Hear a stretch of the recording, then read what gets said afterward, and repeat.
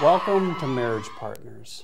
I'm Dr. Kevin Egrath, and I'm so happy that you're seeing our broadcast today.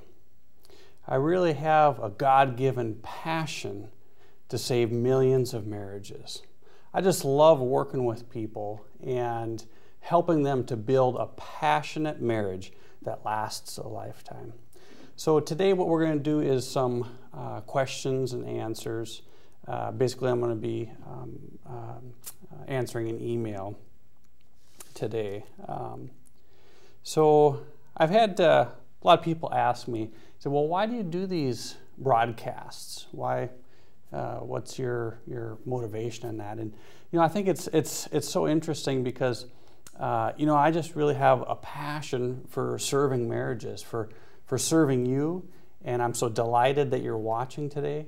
I just love helping people and showing them a different way of going about handling their marriage, and it makes huge, just profound differences in people's lives, and that really gives me a sense of purpose and of well-being, and I love to just share that with people. So that's the reason why I do this. It's to help you and to serve you and to help you to have passionate marriages. So that's my reason why.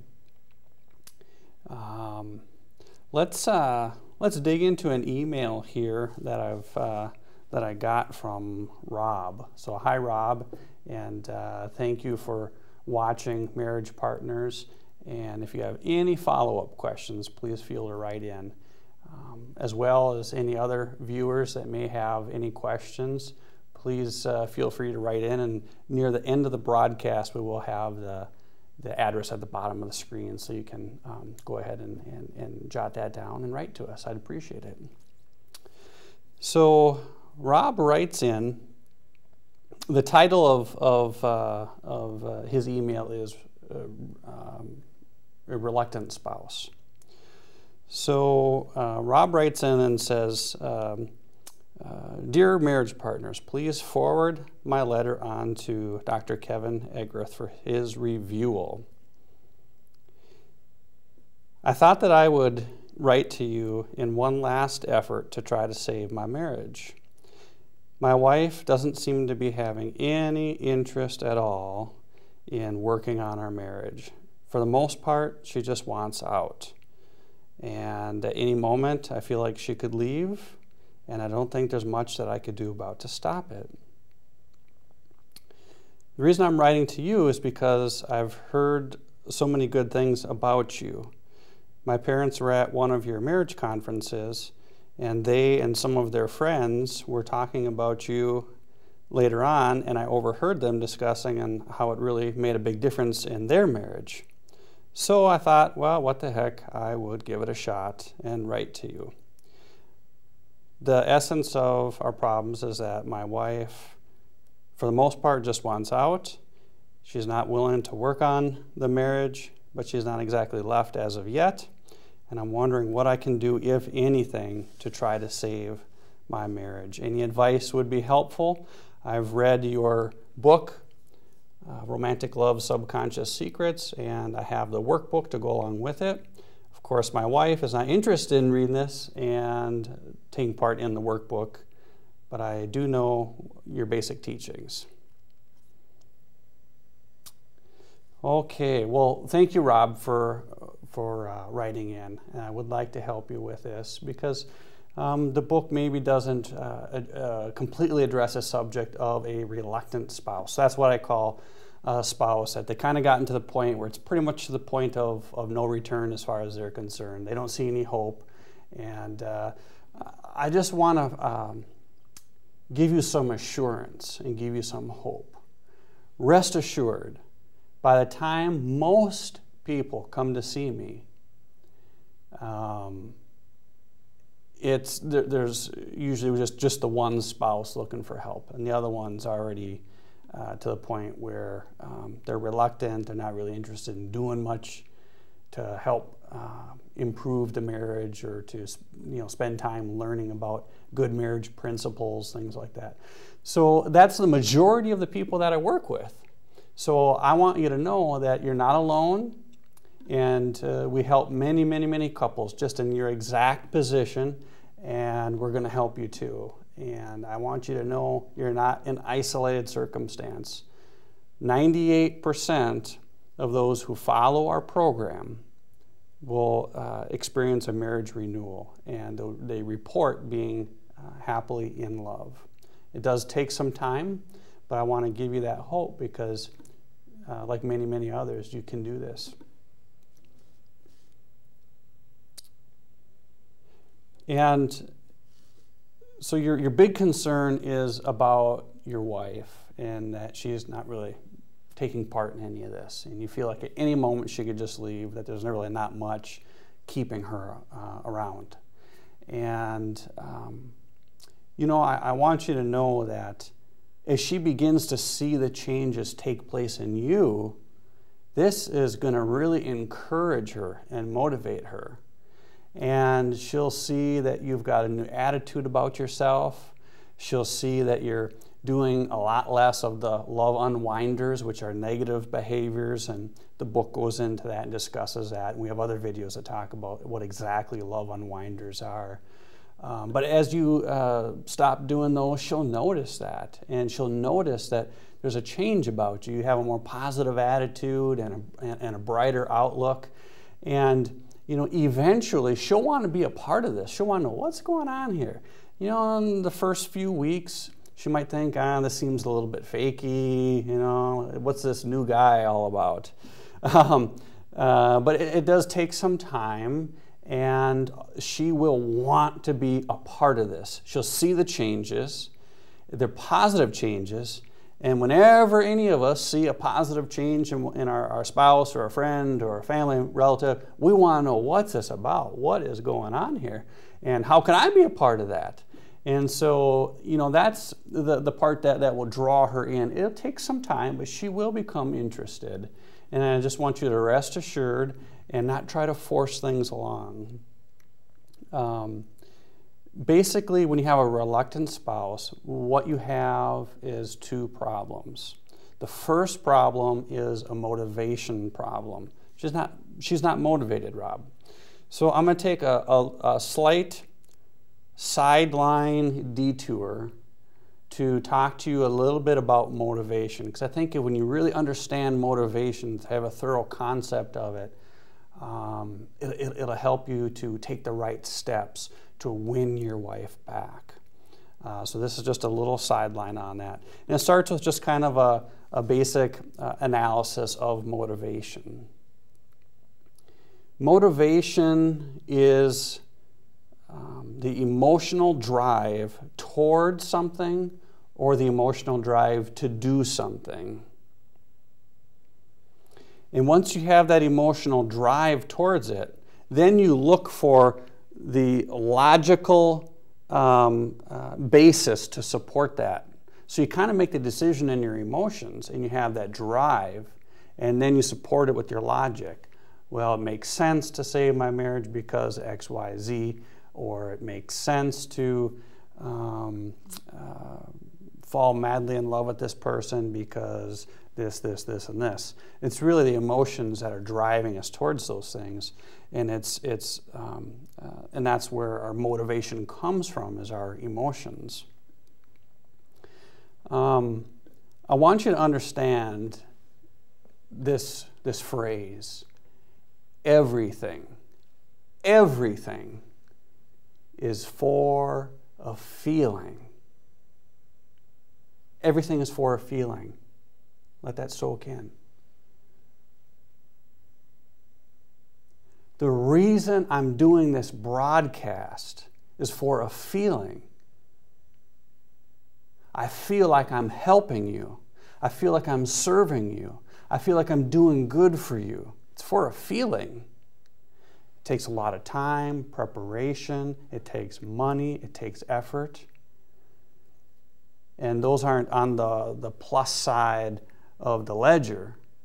So something has to motivate me beyond the work and the effort. And that's a feeling. It's a feeling of serving people and doing good for people.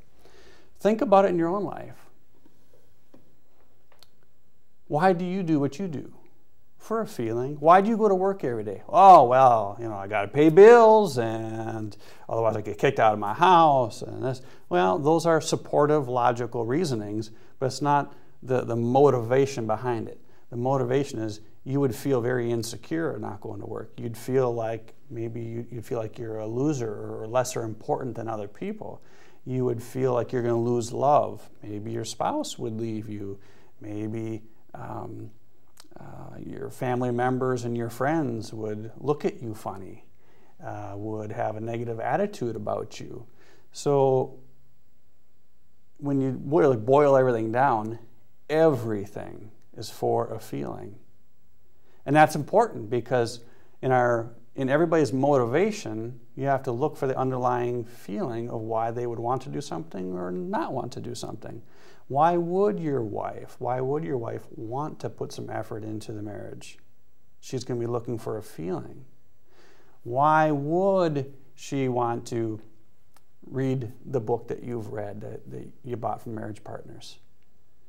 Well, she's going to want to do that for a feeling, so you have to figure out how you're going to get that feeling across to her. Kind of a pitfall here is that a lot of people fall into very short-term thinking, very short-term.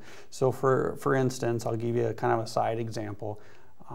If you come and you wear your shoes in the house because you feel like you want to do it real quickly, and if your wife really does not like you wearing your shoes in the house, but you feel like you really, really, really want to because you're in a hurry and you're under a lot of stress and you got to go and people are waiting for you and all this stuff.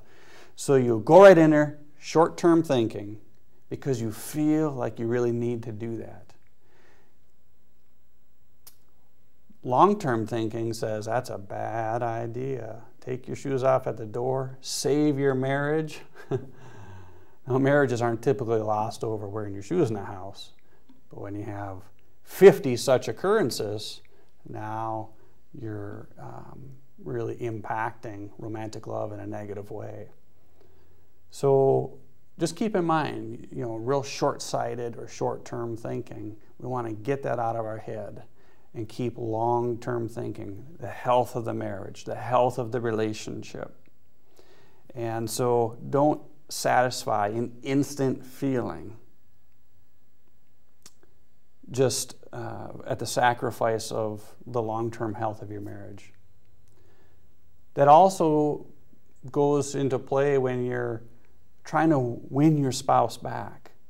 If you become irritated because you're doing everything you can do to try to get her to talk with you and maybe go on a date or spend some time together, and she just seems to be shutting you down, that can be very, very hurtful and very, very painful. The short-term gratification would be to lash out in anger or to tell her she's not a very good person, something of that. You could tell her, hey, where's your moral character at? You could use God against her. That would be very short-term thinking, and you wouldn't win your wife back. So we want to look at what motivates others in their feeling and in their thinking, and also what motivates us. And we want to make sure we're thinking more long-term and less short-term. Motivation is a feeling, and so I want you to understand that. Motivation is a feeling. It's a drive. It's an emotional drive towards something. And all feelings begin in the subconscious mind.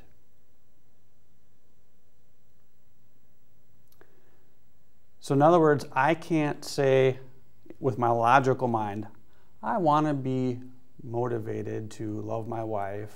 I want to be motivated to I want to have feelings of motivation. You can't just choose a feeling of motivation. It has to come from the subconscious mind, from within.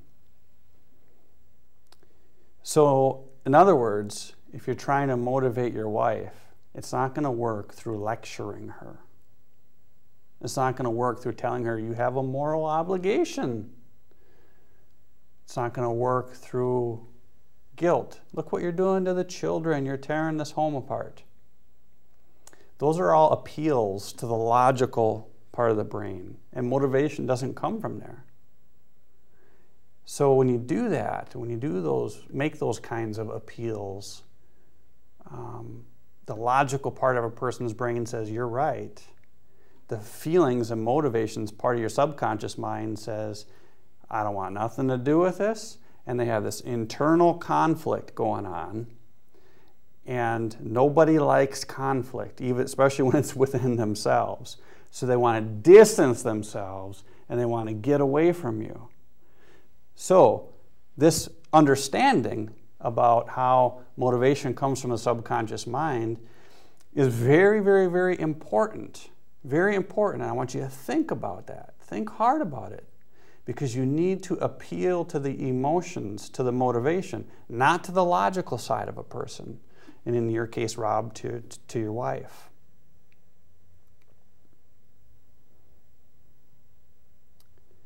One way to appeal to a person's motivation, to their subconscious, is through the process of notification. Now, I have quite a bit of information in my book, Romantic Love's Subconscious Secrets, called notification. And notification is one way we can appeal to a person's subconscious mind. And you want to deliver a positive notification to them. So let me give you an example of how this would look. This is very, very simple because the book goes into detail. I can't spend a lot of time on this video broadcast about that. It would look like this. Now let's say you have a hard time respecting your wife. She's not doing much for the family. She's kind of on her way out. There's not a lot she's doing, but you want to look for all the little things. And then Rob, you would say, honey, I noticed that you picked up some groceries today. And I just want to give you a notification and let you know that I noticed that, and I want to thank you for that. That was really a nice thing to do. And, I just really feel like, you are a good wife. You are a good wife. No matter what I've said in anger before, I take that all back. You're a good wife. And so you want to give a lot of notifications like that. Many of them, many of those notifications. And what it does is it appeals to her higher sense of self-worth. And she says, well, yeah. She begins to feel capable. I can be a good wife. And yeah, I do good things. And that's how you appeal to her subconscious mind to continue doing. So when we praise certain behaviors, those behaviors will continue. People want to live up to a positive expectation. We just want to. It's just a fact. So when you're giving notification to your wife, she might not be doing a lot real good. You might have all kinds of problems with her. Don't express them, of course, at this point, but you just give notifications of the good things that she's doing, and you tell her how you appreciate it, how you like it, and how she's a good wife. And she'll aspire to live up to that standard. Human nature just is that way. We want to. And so that's one way of appealing to her subconscious mind. That's one way of providing motivation for her to continue to try. It might just be a little bit at a time. These things take some time. It can take some months, depending on how far to the negative side, shall we say, the things have gotten. It can take some time. So you want to be patient, be very, very, very patient with the process. I want to give you another example of this notification principle. As I was growing up, I didn't do particularly great in school. And I really wasn't motivated to. I really didn't have a reason to. And I really wasn't that interested in it. And my grandmother, she started telling me how I'm smart. For the longest time, almost every time she would see me, she would tell me how she's proud of me and how smart I am. And she would point out a couple of instances of things I did that were maybe a little bit witty, that maybe that were a little bit intelligent, and she would point those things out. So she wasn't making nothing up. It was truth. She was pointing out the things I was doing that was smart. And she told me, boy, you can learn easily. You can sure learn good. And she would point out an instance about something that I learned about. And you know, it did take a little bit of time, but that got into my subconscious mind. And I just believed, you know, I can learn easily. I can learn good. I can learn more easily than the average person can. And I just took on this belief and this mindset. And I went out into life and I started learning things, all kinds of things. In fact, I got a lot of different trade-related licenses in plumbing, heating, and air conditioning. Many of these without ever going to school for it. I just believed I could, bought all the books, read, studied, did it, and my mind just soaked it up like a sponge because I believed I could. That programming of your subconscious mind through notifications is a powerful, powerful tool. It's not just something I read about in a textbook. It's something that's a part of me. It's something that I've experienced, and I know it will work for you because it works for many, many, many others that I counsel and teach to follow that practice. So don't downplay the importance of giving positive notifications for the good things that your spouse is doing and for the things that you want them to do more of. Catch them when they're doing it good. So if you want your spouse to take the garbage out a lot more and they don't do it very often, catch them when they are doing it and praise them for it. Say, that's great, thank you, I appreciate that. And say, this is a notification that I'm giving to you. I want you to know I saw that and I appreciate that. It provides motivation to continue. I want to talk to you about a couple of enemies of motivation. So what works against a person's motivation? One enemy of motivation, as I spoke of earlier, is when you try to appeal to the logical part of their brain that they should have motivation to do something. Well, whether they should or shouldn't is irrelevant. They either do have motivation or they don't have motivation. And if they're not motivated, you tell them they should, it's going to be an enemy of the motivation. They're going to pull away from you. They're going to hold a lesser value on what you have to say, and they're going to have you'll have a lesser impact on them in the future. And so it kind of ruins your ability to get through to them.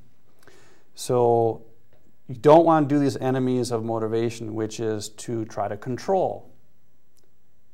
In your case, Rob, if you tell your wife, you know, you really have to do this. If you don't do, you know, if you do divorce me, I'm not going to give you any money. You're going to be out. You're going to be with nothing. That's a control technique. You don't want to try to. You don't want to be doing that. That demotivates her. It makes her want to get away from you. Doesn't draw her closer to you. It demotivates her. Another thing is a demand. You know, you promised me in our wedding vows that, you know, for better or for worse, for richer or for poorer, you know, you have to do this. You have to go to counseling with me, or you have to read Dr. Kevin Egerth's book. You know, you have to work on the workbook with me. You know, a good wife would do that. Demands drive people away. The subconscious mind processes a demand as restriction, and our subconscious mind wants to get away from anything that's going to try to hold us down or to restrain us in any way. So that's another enemy of motivation. Another enemy of motivation is being critical. Telling your wife that she's not a very good person because she's not putting effort into the marriage. Telling her that many other women would love to have a husband who's trying to work on their marriage. And, you know, what's wrong with you? Why would you do something like this? You know, being critical of her decisions and her attitudes. Again, that will demotivate her to want to work on the marriage. Another thing is this next one is a big pitfall for academics, for people that are really smart, for people that have advanced degrees. The next enemy is widespread through academia, and that is persuasive lecture.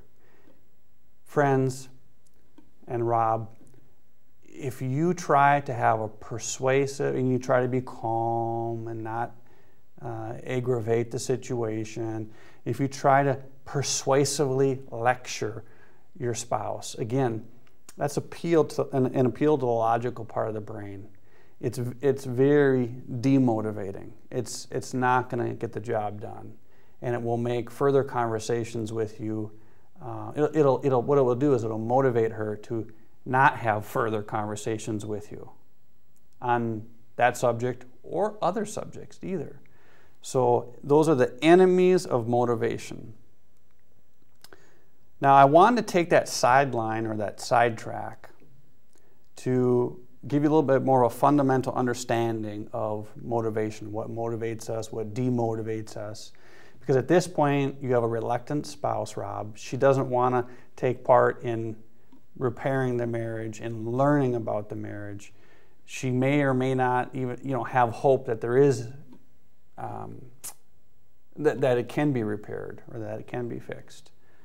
And so getting her motivated is something that's why I want you to know about that, because you need to start slowly working on getting her motivated as you're making changes. The second part that you need to know about is the making changes part on your end, Rob. Okay, so you're going to slowly motivate her, slowly woo her back to you, woo her back to the marriage. Meanwhile, you're making changes on your end. The changes on your end are really, really, really important. Okay. First of all, you need to start with learning our material. Now you have my book, Romantic Love's Subconscious Secrets. Marriage Partners has it on the website, and you have our workbook. Now I want you to read through it and try to identify where you fit in that book as you're learning, and try to learn about where your wife fits in, the things that you guys are doing right, the things that you guys are doing wrong, and try to understand the specifics of your circumstances as you read the book and as you go through the workbook. Learn our material thoroughly, because it's in learning a new process or a new way of doing things that change happens. If you don't learn new things, it'll just continue to be the status quo. Since your wife is demotivated to read our book or take part on the website or watch a broadcast like this, it's hard for her to have any change because there's no paradigm shift. There's no educational expansion taking place for her. But soon enough, she will be motivated and she will want to be a part of this. She'll see the changes in you. I want to go to the next step, which is that you do not do any love unwinders. Now, Rob, you know what love unwinders are. For part of our viewing audience, our book goes into detail. We have other broadcasts that go into detail on what love unwinders are. To make it real basic. This is overly basic, so please see our other materials on this subject. Love unwinders are negative associations. They're really really bad behaviors, negative ways of handling circumstances. So control, being critical, making demands. These are all powerful love unwinders. And I want you to not do any more of those.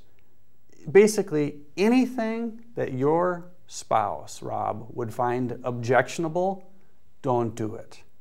And most of the time, you're going to feel like you have a right to do it, like wearing your shoes in the house, because after all, you pay the bills. Don't do it.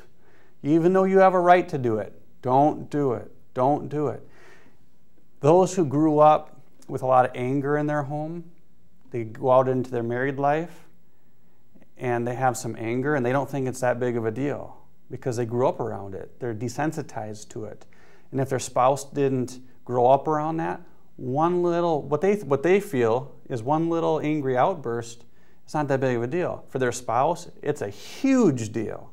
It's a more powerful effect than you would ever dream of.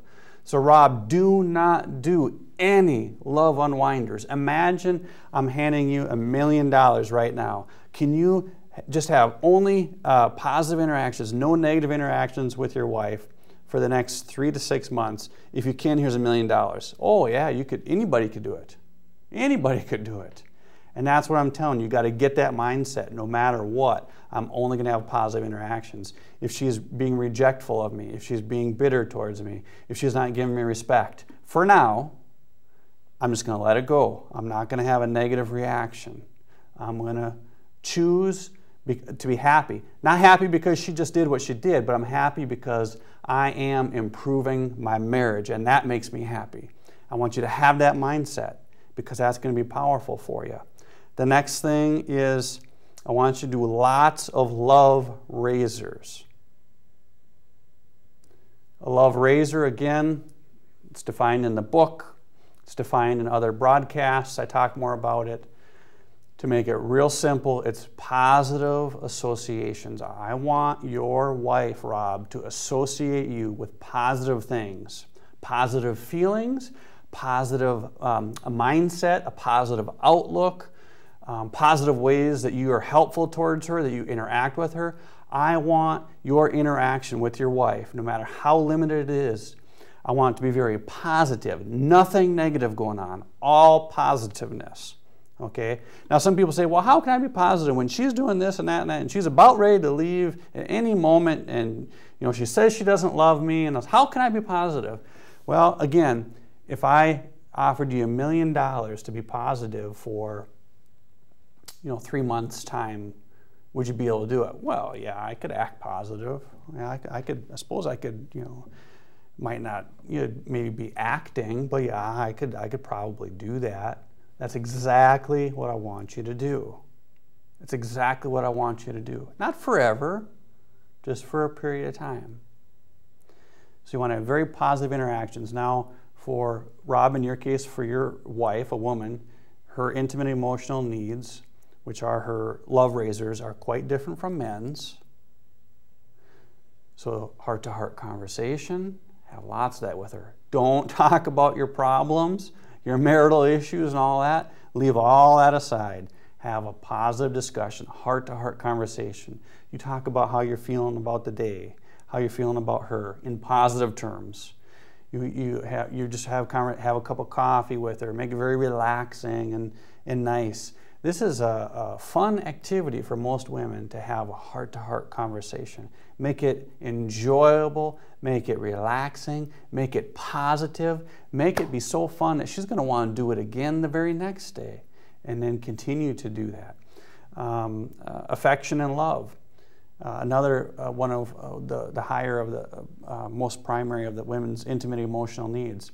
To the degree that she'll let you, don't try to force it on her, but to the degree she'll let you, try to be affectionate. Maybe a little, I'm thinking of you today, note, and you can hide her in her shoe, and she goes to put her shoe on, she'll find it. What is this? Oh, well, that's nice, affectionate kinds of things, to the degree that she'll let you. Now, don't get too carried away or too crazy with it. Don't push her away, but just be as affectionate as she will let you to be.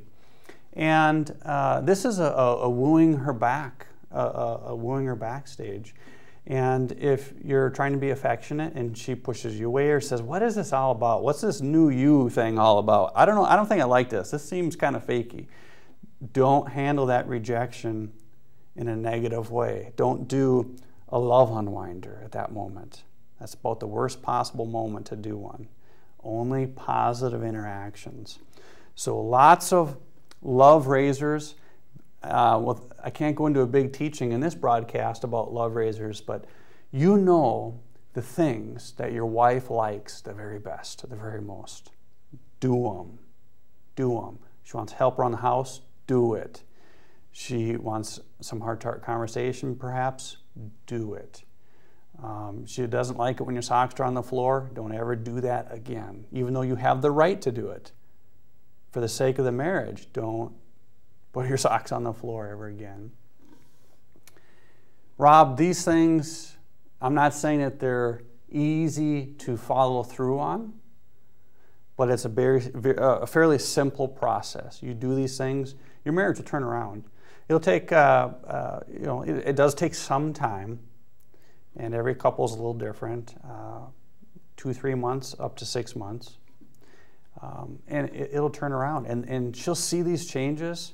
In the first few weeks, it'll seem fakey to her, but after a month, she'll be like, well, maybe I kind of like this a little bit. Maybe I won't leave as quickly as I thought I was going to.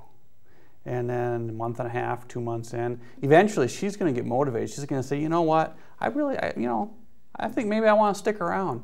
What's this about? This book you're reading? What's this Marriage Partners? What are they all about? And she'll begin to become interested, and she'll become motivated slowly over a period of time. So that's the next point that I want to make, is it does take some time. You have to have patience. You have to have the patience of Solomon, not to have a negative interaction when she treats you in a way that you feel is disrespectful, when you're trying to show affection and she won't receive it and you feel hurt perhaps. Don't have a negative interaction, only positiveness. And you can do that. You can do that. It takes some time. She'll become motivated. She will want to be a part of this. She's going to want to learn about it and know about it. And as then she begins to learn and know, she'll begin to treat you better, Rob. She'll begin to change. It takes some time, but she'll want to be a part of this. So she'll say, wow, I'm learning some really neat things here, and oh, wow, this and that. And she'll learn about her own intimate emotional needs. And she'll say, well, Rob, would you mind? I think right now I just need a little bit of affection, And oh, wonderful. And then you go give her a 10-second hug, not that leads to sex, by the way, just an affectionate hug that shows I care about you, that shows I love you, that shows I care about your feelings.